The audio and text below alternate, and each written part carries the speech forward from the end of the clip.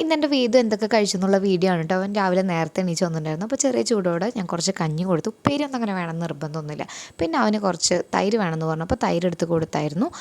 അവന് തൈര് കഴിക്കാൻ ഭയങ്കര ഇഷ്ടമാണ്. നല്ല കട്ട തൈരാണ് കേട്ടോ. ലസ്സി പോലെ അങ്ങനെ കഴിക്കാൻ ഭയങ്കര ഇഷ്ടമാണ്. നല്ല കുട്ടിയായിരുന്നു. ടി വി ഒക്കെ കണ്ട് തൈരൊക്കെ നല്ല കഴിച്ചതിന് ശേഷം അവൻ ഞാൻ ഇടയ്ക്കിടയ്ക്ക് ഇങ്ങനെ വെള്ളം കാര്യങ്ങളൊക്കെ കുടിക്കും കേട്ടോ. അവൻ്റെ ബോട്ടിലില്ലെങ്കിൽ നമ്മൾ കിച്ചണിൽ വന്നിട്ട് നമ്മളോട് ചോദിക്കും വെള്ളം വേണമെന്നൊക്കെ ചോദിക്കും. അവൻ വെള്ളം കാര്യങ്ങളൊക്കെ അത്യാവശ്യം നന്നായി കുടിക്കും.